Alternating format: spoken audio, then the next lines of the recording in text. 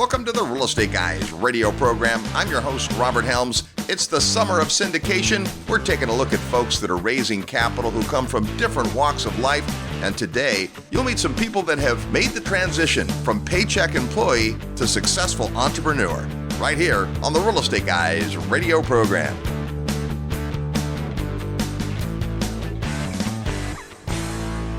If you love real estate and have always wanted to own your own business, listen up.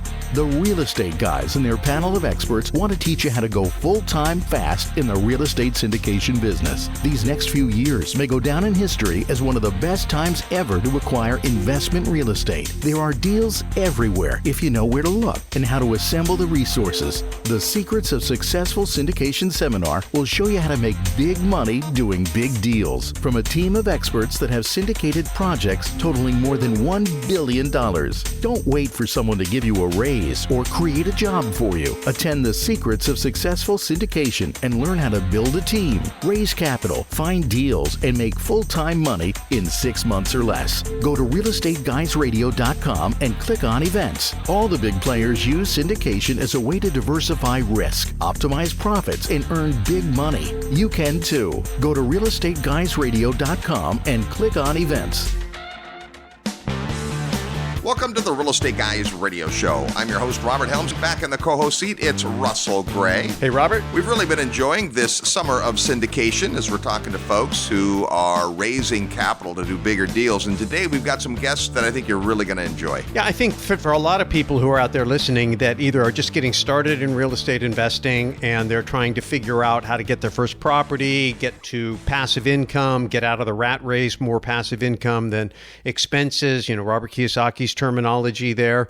Sometimes it's really hard to think about what comes next. You're just so focused on the task at hand, the deal at hand, but really the natural evolution for people who truly want to become financially free is going to be either to build up a big enough portfolio on their own over time in order to have enough capital to create enough cash flow at a reasonable ROI to become financially independent, or they're going to look for a way to accelerate that process. And accelerating the process can be flipping or doing things where they're forcing equity, sometimes taking outsized risks. And if you hit it well, you can make a lot of money. If you don't, it can be a real setback. A conservative way to go bigger faster is to syndicate when you bring other people's capital along. There's people out there that have worked hard and saved a lot more money maybe than you ever will, at least in your current job. And then you're looking at that and saying, hey, I can do something I love to do, which is investing, and I get to do it alongside other people who have more capital than time. I bring my talent to their capital.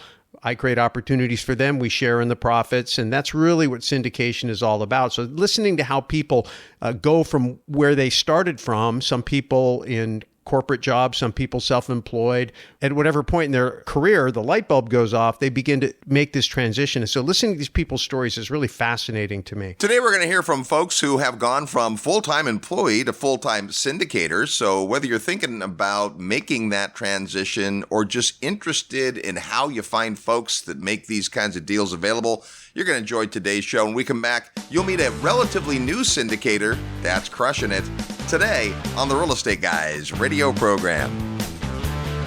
Need help with your real estate investment portfolio? Check out the resources page at realestateguysradio.com. Hey, this is Brad Sumrock, and I'm super excited to share with you about our 6th annual Apartment Investor National Conference, AIM-NATCon. This is the 6th year we've done this event, and in the past we've had world-class speakers like Robert Kiyosaki, Grant Cardone, Jesse Itzler, Ed Milet. And this year, it's going to be so many great speakers. We already have some lined up. It's going to be an outstanding event, whether you're new to apartments, already syndicating large deals, already have a successful business. If you want to learn how to make more money and pay less taxes with apartment investing, this is the event for you. Join the Apartment King, Brad Sumrock, and our rock star lineup of speakers at the 6th Annual Apartment Investor Mastery National Conference, AIM-NATCon 2023. It happens in Dallas, Texas, August 25th through 27th, and you get all the details by sending an email to aimnatcon@realestateguysradio.com. That's aimnatcon@realestateguysradio.com. Having trouble finding deals where the numbers make sense? Invest in an asset class that delivers cash flow to you in good times and bad, and where most of that cash flow is tax-free. I'm Dave Zook. Many of you have heard me speak at Real Estate Guys events or heard me on their podcast. My team is a top 5 ATM operator in the country, and right now accredited investors can make cash flow returns well into the double digits and get huge tax deductions. For your free report on this lucrative asset class, email atm@realestateguysradio.com. Hi, this is Garrett Sutton, Rich Dad's advisor. Remember, equity happens, and you're listening to The Real Estate Guys. Welcome back to the Real Estate Guys radio program. Thanks for tuning into the show.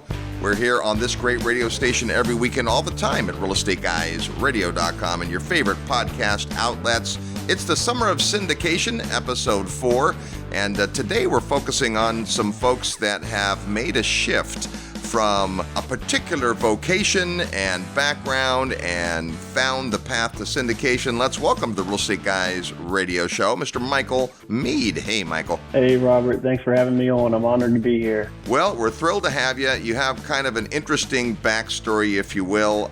Take us through your training and where you come from, and then before you got into syndication, just your real estate experience. Sure, absolutely. So professionally, I was an accountant. So I got my master's degree in accounting out of college. I became a CPA and was an auditor for a top 10 accounting firm. After about 6 years of that, I realized that isn't how I wanted to spend my entire life, as a lot of public accountants come to realize. And so I left there and I became a controller of a company in Nashville, Tennessee, which is where I'm from. And then over the course of 2 years, I was promoted to CFO by the age of 31 of a pretty sizable mid-sized company, local to Nashville, but all throughout the Southeast, really. But all that time, I had been invested in real estate probably since I was 24 years old. And so it had gotten to the point where my real estate portfolio was enough to pay all my bills and provide the lifestyle that I really lived. And so I decided to make the leap from the CFO to do real estate investing full time and syndications particularly. But as far as real estate experience, up until that point, I had done a number of things, mostly long-term buy and hold rentals. I'm a big cash flow guy, investor at heart. I think my accounting nature loves that aspect of it. But single family rentals, and I did some flips, and it was probably a typical progression of most people's experiences. You start with one and you get bigger and bigger and bigger over time. And so the process was single families, then we got into a quadplex, which is multiple doors, but not yet multifamily. And then we got into an 8-unit apartment building and a 1031 into that, which was new at the time for me. And so now we've got several multifamily properties, and we have a short-term rental, and there's even a medical office in the portfolio now. And so just constantly evolving and learning and progressing as I go, but it's been a fun ride. Well, Michael, I wanted folks to hear your story because for many people, that is kind of the dream in real estate investing, to get to the point where your passive real estate income meets or exceeds what you do in your day job. Doesn't mean you have to quit your day job, or maybe you love what you do, but at least it gives you that financial fortress around your family. And you got to that point. And of course, I think that your nature and training as a CPA has certainly been helpful. I know you often lend help to syndicators, just kind of giving another set of eyes over their spreadsheets and all that. Talk about being attracted to kind of the numbers side of things. Okay. You sure we don't want to bore your audience with this? I've just been a numbers guy at heart. Even in my spare, if I'm on a long airplane ride, you'll find me doing a Sudoku puzzle on my phone. To me, analyzing a deal is similar to that. It's a puzzle to find the return, the desired result. The desired result for investing is a return of some nature. And so it's just plugging away to get to the end result. And what levers can you pull? What expenses can you cut? What revenue can you maximize? Similar to businesses, not just real estate. But to me, I just get a kick out of that, and it revs my engine. Well, you figured out how to make real estate work, and then talk about making this transition into syndication. You've just completed a raise, so you're earlier in your syndication career than many of the folks we've been talking about, but that's part of why I wanted to have you on the show, because you've really, figured out how to get this done and are now bringing other people along. Yeah, absolutely. So I've been a part of 2 deals now. One, I was in a support role. Really, it was a fund. So I came in as the CFO of that fund, pretty much to help with the financial aspect of that. But then, as you mentioned, we did just do a deal, me and one other partner, where we raised some capital and helped some investors come along, in a very interesting deal. But it's been a different transition for me.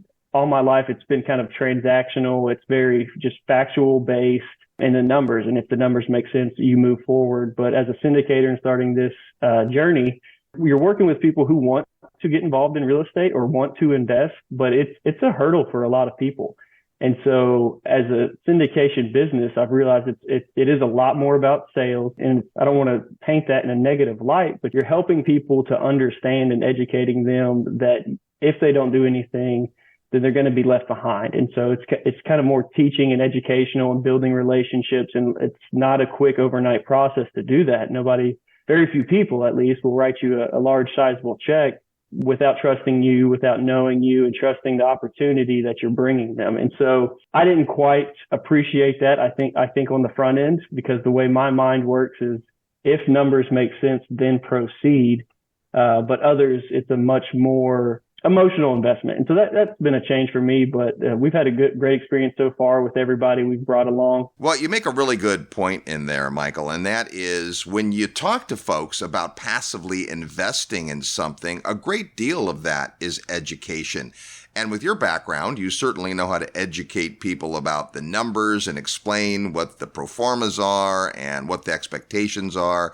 But then there's that other part of it, which is before they can be interested in your deal, you really need to have an understanding of who they are and what they're trying to accomplish. Can you speak to that as it relates to the money you've just raised? So every investor has different sets of goals. And so I think oftentimes you all say, or I've heard the phrase of meet the investor where they are, or meet them where they're at, is what a lot of people say. And so some of my investors and people who I've partnered with throughout the years, they're looking for cash flow. Maybe they're wanting to leave their W-2 or just create a second stream of income. And so cash flow is a priority to them. Then other investors who may already have a good sizable cash flow coming in, or either from a W-2 job or other sources of income, they're looking for capital appreciation or capital protection in a time like this. Some are looking for tax advantages. And so getting to know what each investor is after and looking for and how you can bring them something that best benefits them is monumental in this business. And that's probably, as Russ always says, is what does the capital want? And so finding out what people truly are after and how you can best help them and suit them is key. Boy, it sure is. And I think, a lot of people bristle at that sales idea that you brought up, but I'm glad you clarified. It's not that you're, glad handing and strong closing people in. The sales process is just a process of making sure they really do understand and that you understand them. And so now you've just closed a syndication. Tell us a little bit about the deal and what it was like going through and sharing it with people and their reaction and maybe some highs and lows. Sure. So the deal, it was a 48-unit apartment building about an hour north of Nashville, Tennessee, about 20 minutes outside of an area I've been investing in for a number of years. And so I don't have a direct experience with that market, but very close. And so I was comfortable with that. And we did more research on that market as well. We got to assume an existing loan at very low interest rate of 3.9% fixed for several years, which I loved that. To me, it was multifamily deals over the past 2 years. A lot of people have got into short-term debt that rate adjusted, and many people are feeling the pain from that now. And so when I was able to find a deal that had fixed low interest rate debt for long term, I grabbed it with both hands. So it's an interesting deal. We're excited about it. But then as far as bringing on investors, it was a unique experience for me, at least. It was the first for that on my level. Many people not many, but a number of people that had said, hey, I'm in, call me when you have your deal. This is what I'm looking for. And you present it to them, they change their mind. Life happens. Someone in the family's sick and they have unexpected expenses they came up with, or their spouse couldn't get on board with the investment or whatever reason. And so there were some struggles along the way from people that I thought were coming along with me and wanting to invest. But then the opposite was true, is investors that I had known, they wrote bigger checks than I anticipated. They said they really liked the deal. They really liked me, and that they were very confident in me. And so you have some surprises on both ends of the spectrum when you go through that process. Is some people want more than you expect and some people want less. Well, net neutral, it's seemed to work out just fine for us. Well, it brings up a point which we talked about in the very first episode of this series with Ken McElroy. We use this idea of the horse, the jockey, and the track. And the track, of course, is the marketplace, the horse being the product, in this case, 48-unit apartment building, but the jockey being you and your team. And Ken added a great nuance to that. He said, also, I think the property manager I view as the trainer, the person who's leading the horse, because you may be the person raising the capital, but not probably the person managing the deal. But the point of all that is when you've got somebody trying to figure out where to deploy their capital, they are betting on the team as much as they are the property. So that's a big part of this, is getting to a point of credibility. You've got credibility with real estate in your background. You certainly have credibility as a CPA and accountant and former controller and CFO. But you've also got to make sure that the other elements are covered. And I think it's been great to see how you've been attracting teams, and some of the deals you're doing are with other GP partners.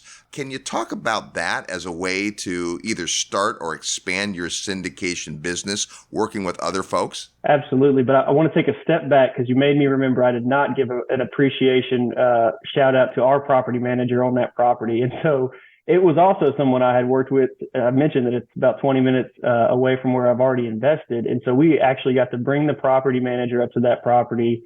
And we've had years of experience with them, and we know they operate well. So I think that you're 100% right. I'm mad I forgot to mention them, but they were a huge part of the deal and why we were confident that we could do that. But to your point, as far as partnering with other syndicators, it's tremendous. It's a team effort. There are quite a few tasks that need to get done along with this. And for instance, each team member can bring certain valuable aspects to your team. And so what I mean by that is, for me, for instance, it's numbers. I can read performance. I can read legal docs very well. My career as an auditor, I was looking through legal documents all the time and operating agreements. Those came natural to me. But what doesn't come natural to me is the marketing per se, putting together flyers and colorful marketing aspects and holding a Zoom call. But there's other people on the team who do that really well, who can spend some time in working investor portal, some of the infrastructure that you don't necessarily need right out of the gate, but it's very nice. It helps the investor experience to have those things. And then not only that, but then the actual operations. And so who's going to be the one that manages that property manager? Who's going to be the one that manages construction? Who's going to work with the CPA? Who's going to work with the SEC attorney? All these roles and duties need to be done by somebody. And it is a heavy, another thing I didn't necessarily appreciate before getting into this, it's a heavy lift. And so the more competent team members, and not just within the GP team, but those third-party vendors like lawyers and accountants, the more competent team members you have on your team, the faster success you will have. So true. Hey, Michael, let's talk about making the transition from working a job. Even though you were a highly paid executive, you still worked for another company, and you had the financial part figured out. You were able to live off the cash flow from your real estate, which is great. But just the transition to now being an entrepreneur, every day you wake up, you have to decide what to do. Nobody's telling you these reports are due or this has to be on my desk by 5. Just take us through what it's been like to make that transition from employee to entrepreneur. Sure. It's certainly not the easiest thing. The buck stops here and there is nobody else there. So you need to be disciplined, or else things can get away from you. Time management is very crucial. I time block everything. And so the moment if we make a meeting, I put it on the calendar and I time block certain times of the week to where I'm not available for anybody else. This is the time where I get my tasks done. But you have to have that self-discipline. If you're not self-disciplined or build a team of other self-disciplined individuals, then things can get away from you in any business, not just syndication. But I think that's the biggest one, is your time management and your self-discipline are absolutely crucial. You're not going to succeed if you're not disciplined. That is gold. Well, we appreciate you sharing with us today. We are thrilled about your early success in syndication and can see a nice long career for you. Thanks for sharing with the listeners today. Absolutely. Thank you both for having me on. There's Michael Meade. If you want to meet Michael, come on out to one of the Real Estate Guys events. He tends to show up there. When we come back, you'll meet another couple of syndicators, and we'll play real estate trivia next. You're tuned to the Real Estate Guys radio program. I'm your host, Robert Helms. Live nationwide, you're listening to the Real Estate Guys. Find out more at realestateguysradio.com. Are you achieving everything you want in life? What if there was a time-tested way for you to get everything you've ever dreamed of? The most successful people in life set goals and keep themselves accountable. But how? The good news is that it's not rocket science. You too can learn the skills and unleash the motivation that will create success in your life. Hi, this is Robert Helms, and I'd like to personally invite you to attend Create Your Future, the 2024 Goals Retreat, January 12th to 14th in Dallas, Texas. This unique weekend event has been called phenomenal, inspirational, and life-changing by the thousands of people that have attended. Hear from some of them and find out more at goalsretreat.com. Get your life back on track, physically, spiritually, and financially. Attend the 2024 Goals Retreat on the second weekend of the new year. Visit goalsretreat.com to learn more and get on the advance notice list. This is no dress rehearsal. Live the life you were meant to. Visit goalsretreat.com or call 888-489-7723 extension 18. That's goalsretreat.com.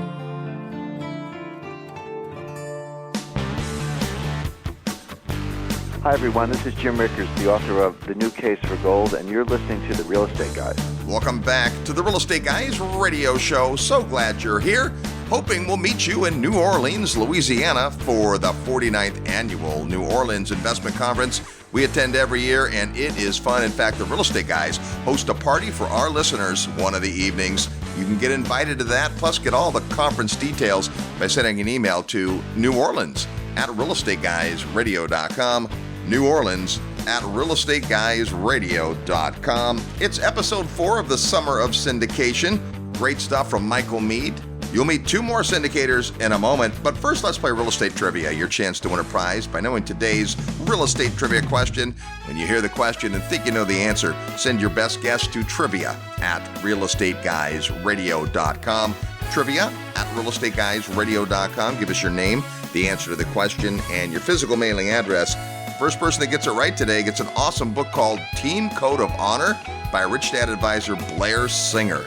That can be yours if you know today's real estate trivia question. Last week it was episode 3 of the Summer of Syndication. We heard from Jeff Thornton and Dr. George Azude. We asked you this: name the most popular summer travel destination for last year.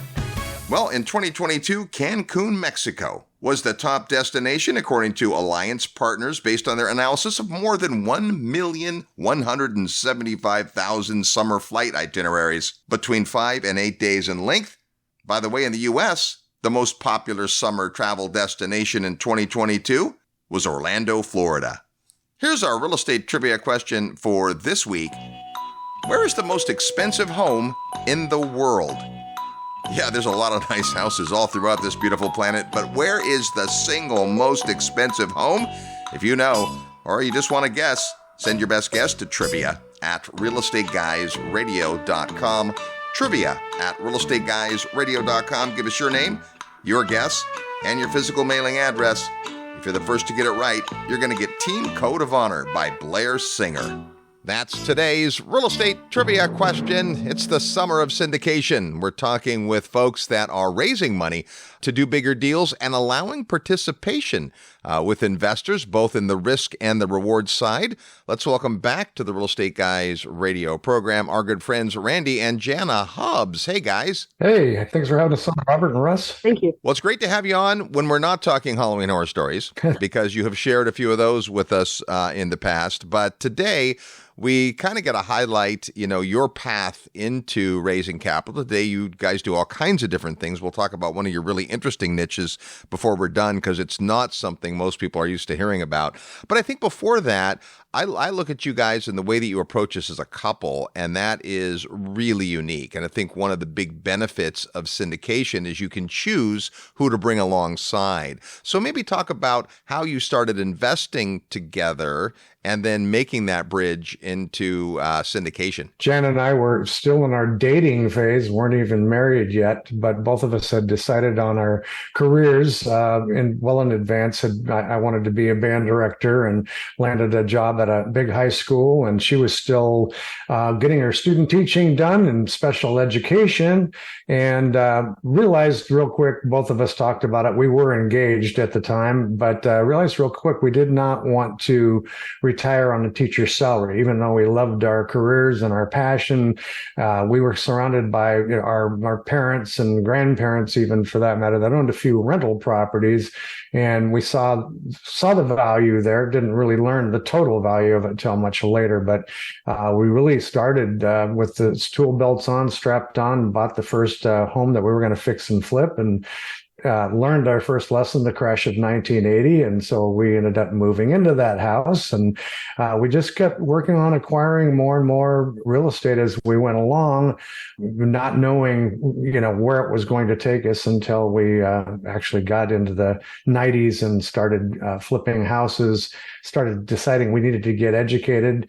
Right at that time, Robert Kiyosaki's book came out, and that just changed our whole direction from there. So that's how we started. Yeah, and I think the other part that is important is we looked at our calendars and identified the times that we could really utilize in a different way other than teaching. Teaching requires a lot of time and effort to make sure that one is great at it and student engaged. But we looked at our off time, and even though we still had fun with exciting activities that we did, we chose real estate in order to leverage ourselves differently than most of our friends. I love that. And the fact that most people know that teachers don't get paid that much. And if you're going to have a nice bountiful retirement, you have to find something else. And since you both have that in your background today, I know that you help teach people about a lot of angles of investment, not just other school teachers, but a lot of folks. Let's focus on, before we get into the syndication part, though, the dynamic of you guys working together, because you each have different skill sets. You bring something to the party, and you figured out over the years a way to have a great, healthy relationship in your real estate business by kind of staying in your own lane. Can you talk about that? Sure. I guess I'll start with that one. I think you guys have said it many, many times, if two people have the same personalities, then one's not necessary. And of course, I'm very much a type A. We're both type A, but I'm very much a right brainer on the music world side, creative person, and Jana's very linear. And so we tried to put those things to work and focus on our strengths. And so I'm kind of more the deal guy, the visionary, and she is the CFO. She handles all the finances and those kinds of things, making sure that, and we had to learn how to stay in our lanes. I mean, Jana, you can talk more about that as well. That's a real important piece. And it's not just staying in your lane, it's understanding each other's behaviors and communication styles, which I am very analytical, so I can read people really well. I can look at behaviors and say, this is who you are and this is what you bring to the table, so that, for instance, when I go into Randy's office, I don't dislodge his processes.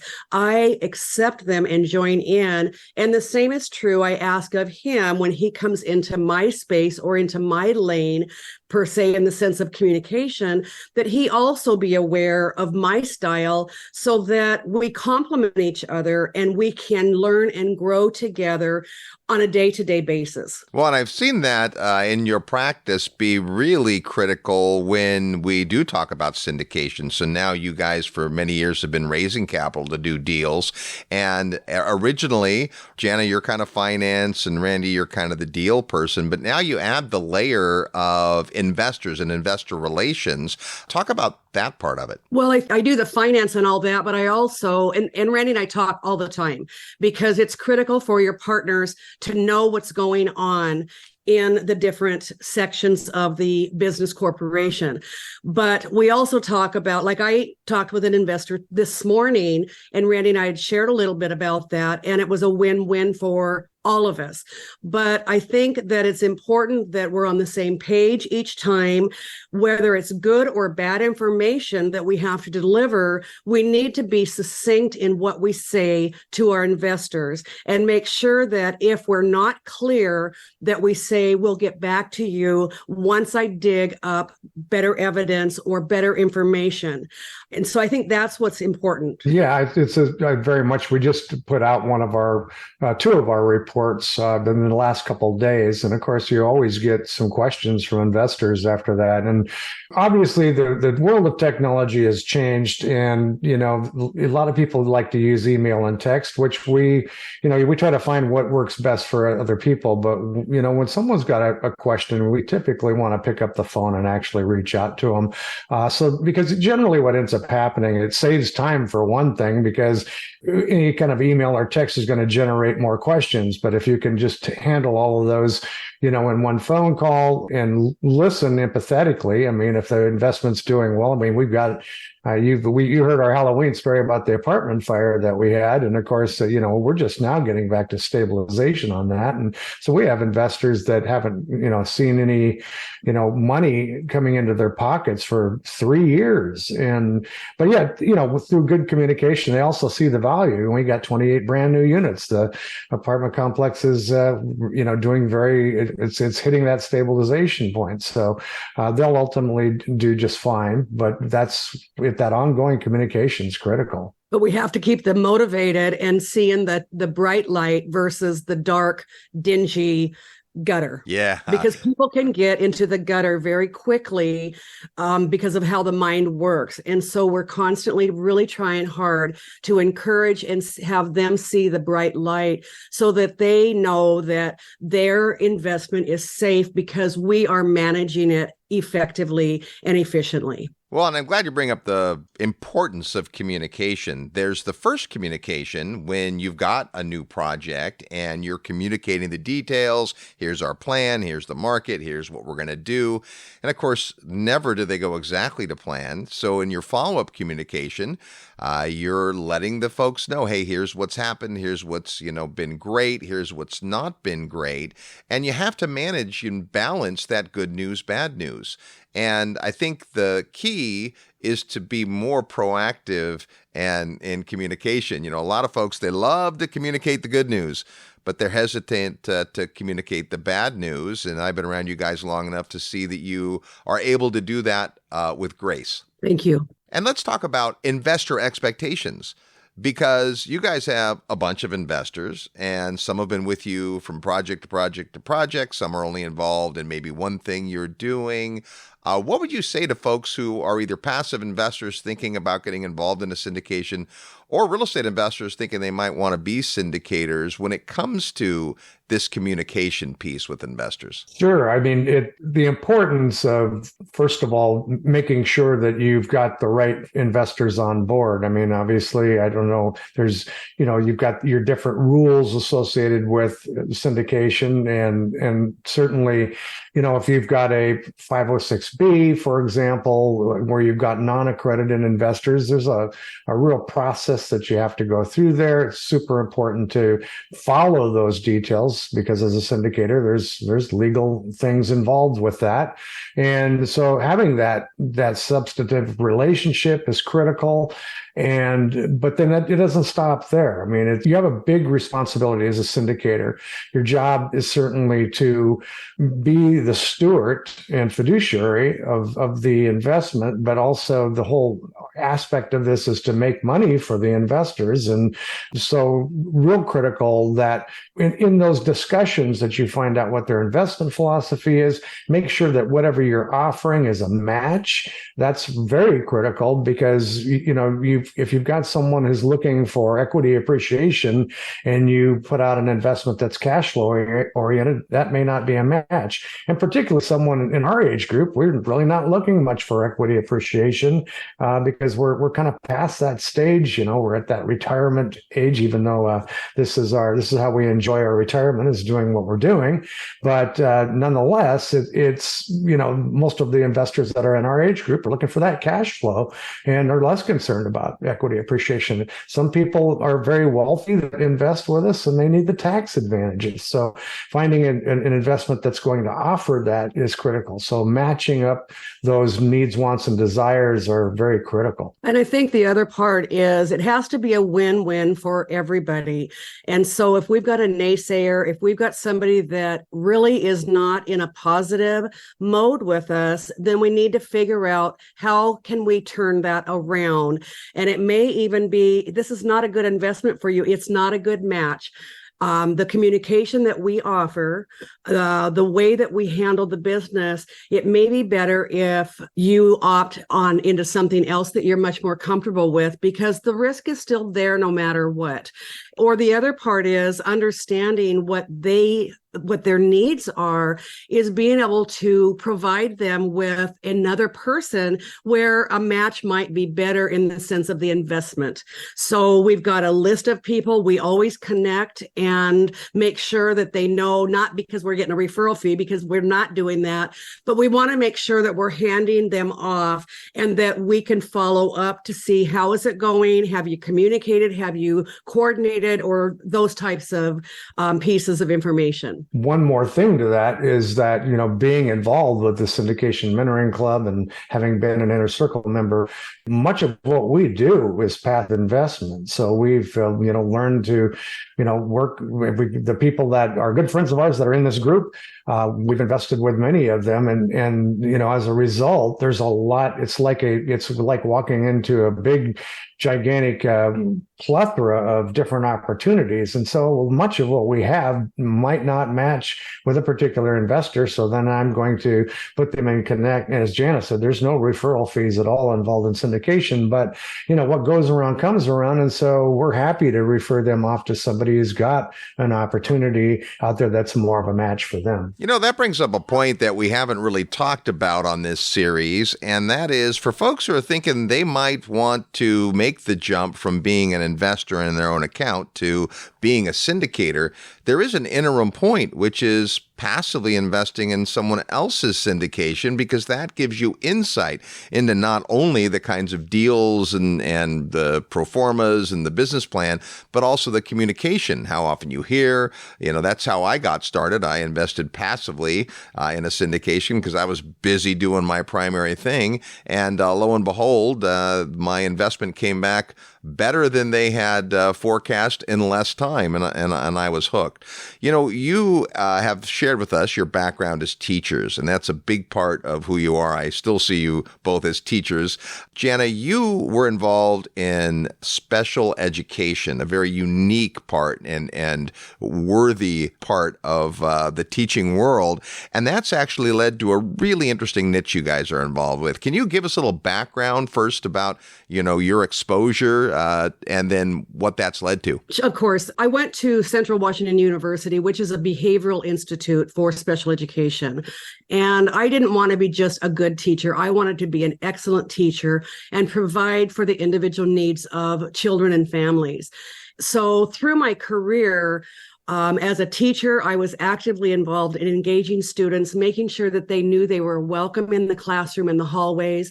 As an administrator, I spent lots of hours in classrooms helping to model. And if something didn't go right, we would talk about it and say, what could we have done differently in order to make the outcome better? And so it wasn't a punishment, it was a lesson. It was a learning lesson every single time. But there also was a need, because I dealt with birth to 21, which means the early childhood piece. I did a lot of time and years there, but I also focused on the vocational, pre-vocational section in my early years of career. But there was a void as far as agencies and various service providers where their caseloads were very high, the waiting lists were long. We would prepare students and families for transition into the work world and into the community world, and they would end up sitting at home because no services were available. That is still true today, and that's been going on for probably 50, 60 years, or the beginning of time. And so through our real estate syndication and investment philosophy, along with the high need here, Randy and I took the time and really spent quite a bit of dialogue creating and determining what the true need was. I was on several boards for the state as well as within the community.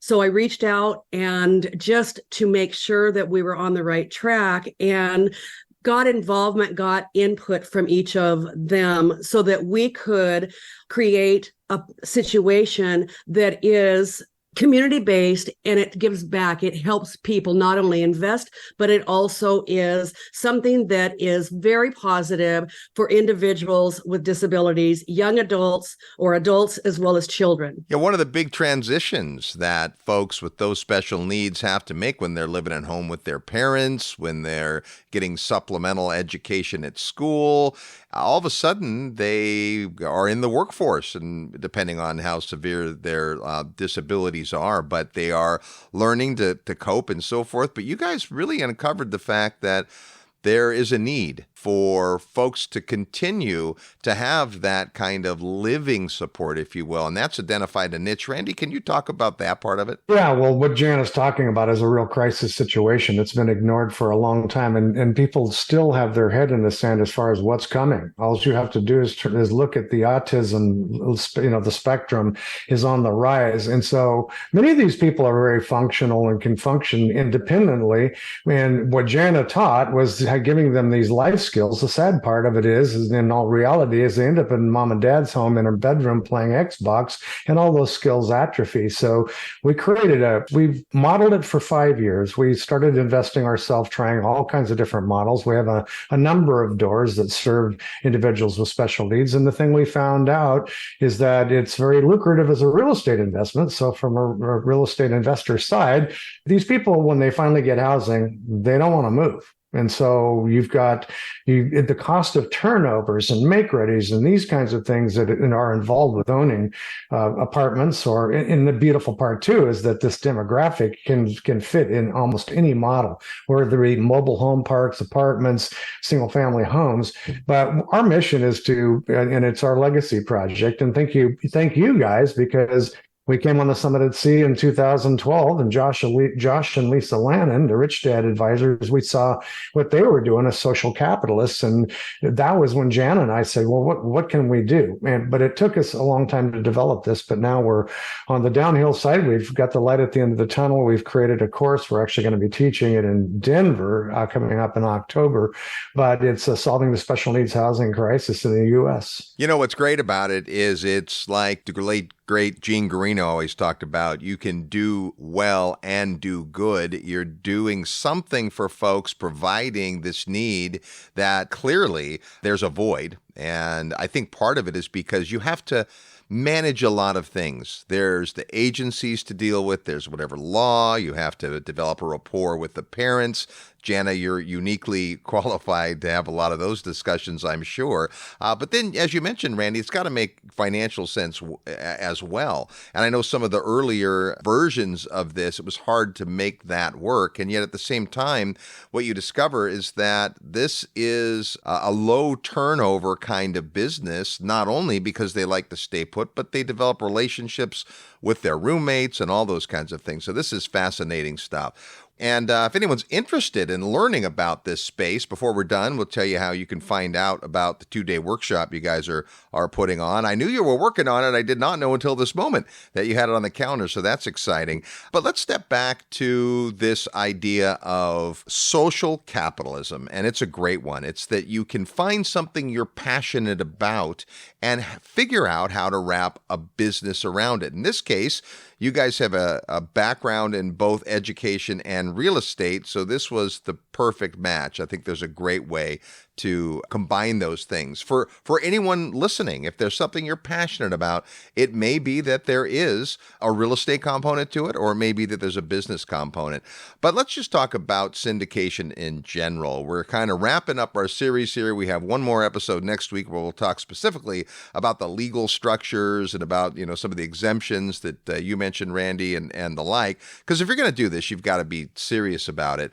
But you guys have seen the good, the bad, and the ugly. So in our time remaining, maybe just share with us some of the lessons that you've learned as you've gone through raising money, doing deals. What are the big takeaways that you can share with the audience? I think it's always a positive, but you're going to have hiccups in the system. And some of those hiccups are really big, i.e. our fire.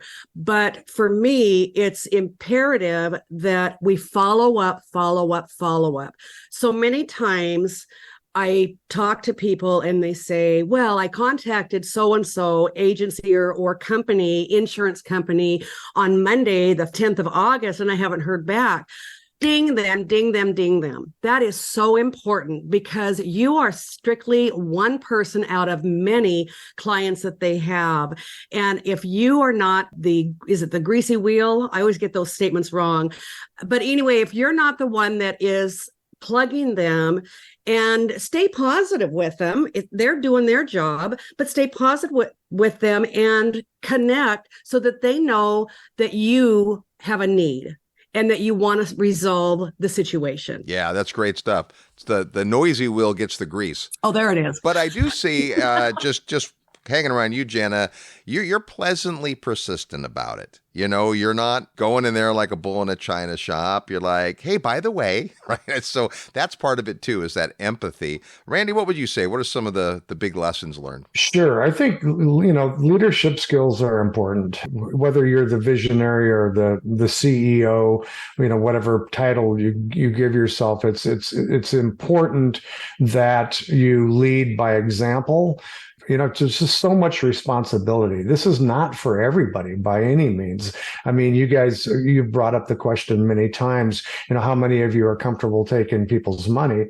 If someone shoots their hands up, well, that's probably not a good fit for a syndicator because you should be much more nervous about your investors' money than you are about your own money. And so it takes that right makeup there. And then as Jana said, I mean, it's then staying on top of whatever. I mean, ultimately, the more syndications you have, the more things that you have to build out. So having a team is critical there too. And, all the way down to, I mean, Jana, one of her jobs is managing property management. And so, we have weekly communication with property management and having, like she said, the communication thing is super important, but finding the right match for that team, whether that be the property manager, like you mentioned for next week, the syndication attorney, who that person is. And, you guys bring up a lot of stuff in your event. We've finally filled out, I think, every one of those things, including, the last one was the insurance attorney. And I thought, well, what do we need an insurance attorney for? Well, we found out, that person reads the fine print, and then you find out that you think your policy says this, and yet it says something completely different. And so having that team in place and understand that things never go the way that you're going to expect. So being able to pivot is super important. It's also important that you take a downtime and, yes, of course, not to be depressed, but sulk a little bit. Maybe that's not the right word, but then snap out of it and figure out what steps need to be taken in order to resolve the issue. Good stuff. Well, a ton of golden nuggets today. Great talking with you guys. Really appreciate sharing and excited about you using your passion to do something that matters to you guys. Thank you very much. Yeah, looking forward to seeing you in October. There's Randy and Jana Hubbs. If you want to learn more about what they're doing, hang on after the break. We'll tell you about their upcoming class. If you want to meet them, come on out to the Secrets of Successful Syndication. Happens in Dallas in October. You're tuned to the Real Estate Guys radio program. I'm your host, Robert Helms. Real estate investment advice right in your mailbox. Sign up for the free Real Estate Guys newsletter at realestateguysradio.com. Real Estate Guys listeners, are you tired of losing real estate deals due to financing issues? Have you had enough of waiting on banks, lenders, and investor groups to fund new projects? What if there were a way to eliminate all the hassle and invest in real estate on your own terms? I'm here to tell you there is. Patrick Donahoe here from Paradigm Life. I'm an Investopedia Top 100 Most Influential Financial Advisor, and I recently wrote a best-selling book about the financial strategy that changed my entire investment model, and the one that could change yours. To get a copy of my book for free and learn how you can maximize your real estate portfolio by acting as your own bank, send an email to mybank@realestateguysradio.com. Don't make another real estate deal without reading my book first. Email mybank@realestateguysradio.com now to get your copy for free. As I speak, inflation is robbing you at a rate north of 10%. Last year, the number one zip code that Mid-South homebuyers offered income property to Real Estate Guys listeners in appreciated by 21%. To harness that spread and protect and grow your wealth in the current economic storm, you need the 2 decades of experience in renovation and management that Mid-South homebuyers brings to their investors. Every home Mid-South offers you will have brand new components, a new 30-year roof, and a high-quality renter, all in a price range under $150,000. Their empathetic property managers will use your ROI as their North Star, while the lack of repairs on their totally renovated properties contributes to their almost 4-year average renter stay and 99% occupancy rate. Learn about their lifetime occupancy guarantee and total 1-year maintenance guarantee by emailing midsouth@realestateguysradio.com. That's midsouth@realestateguysradio.com. You'll be glad you did. Hi, this is Lawrence Yun, Chief Economist with National Association of Realtors, and you are listening to The Real Estate Guys. And welcome back to the Real Estate Guys radio program. We're so glad you've tuned in today. It's the summer of syndication, the 4th episode in this series. We'll wrap it up next week, but boy, great to hear from folks that are turning a paycheck into an opportunity. Well, it's really interesting because in this particular case, our guests have different backgrounds. You've got a couple that starts out as teachers, don't make very much money. They know they're not going to have much of a retirement unless they take matters into their own hands, but they love what they do. They love the impact they're having on society, and rather sacrifice their financial future for the good of society. They found a way to use investing to do both. And then they took that love of teaching and turned it into a business in their retirement to stay busy and continue to do more of what they were going to do anyway, which was invest, and they're sharing a lifetime of experience. With Michael, you've got a guy who started out thinking he wanted a corporate career. He took that advice, go to college, get good grades, get a degree, go get a job, and go to work in corporate America. Smart enough to realize that he was probably better off investing on Main Street than in Wall Street, became financially independent, gave himself some options and said, hey, I like my investing more than I like my corporate job. I'm not going to wait till the end of the rainbow like Randy and Jana did. I'm going to get started right away. So 2 different approaches coming from 2 different backgrounds, corporate America, public school teaching, but at the end of the day, quality people. And I think that's really the message. The industry is an industry that is really growing right now. I think Main Street has discovered, after the law was passed, it opened up the ability of Main Street purveyors of private placements to advertise to accredited investors, therefore competing with Wall Street. And that's been going on for about 10 years. And the amount of capital that has come out of Wall Street that's going into Main Street is hockey sticked. And the reason it has is because people are waking up to this idea, hey, I can go out into the marketplace and I can find these people and I can offer my opportunities to them. And that's opened up a whole new world. And it's really been gratifying to see the progress Main Street has been making in attracting capital and from Wall Street and keeping it on Main Street, where in my opinion it belongs. There's so many great advantages of either passively investing alongside these kinds of deals or deciding I want to cross the line and become an active syndicator, but it's not without work and it doesn't always go right. In the news in the last few months, we've heard of several cases where people have not been great stewards of the money or a bad apple has gotten in. And I think your point, Russ, is huge, that quality people are who we need. If you think syndication might be for you, well, we'd love to have you come out to the Secrets of Successful Syndication. We do this 2-day event twice a year. The next one is the first weekend of October in Dallas, Texas. If you want more details, send an email to syndication@realestateguysradio.com. Syndication@realestateguysradio.com. Hey, if you're interested in the special needs housing that Randy and Jana are doing, as they mentioned, they have a workshop coming up in Denver. All you have to do is send an email to specialneeds@realestateguysradio.com, and we'll get you the details. That's specialneeds@realestateguysradio.com. Next week, we'll wrap up the summer of syndication and take a look at the legal aspects of investing and or raising capital. We'll have a syndication attorney with us, and we'll get some updates into some of the legal movement in this industry. Until then, go out and make some equity happen. This episode of the Real Estate Guys radio show is brought to you by Paradigm Life. Powerful cash management strategies using life insurance. Learn more at beyourbank.com. Mid-South Home Buyers. Low-cost, turnkey cash flow properties in Memphis, Tennessee. Corporate Direct. asset protection strategies for real estate investors from attorney and rich dad advisor Garrett Sutton. Find these and other great companies under the Resources tab at realestateguysradio.com. To learn how you can expose your product or service to the Real Estate Guys audience, call 888-489-7723 extension 4. That's 888-489-7723 extension 4. Or use the feedback page at realestateguysradio.com. Thanks for listening, and we'll see you next week right here on the Real Estate Guys Radio Show.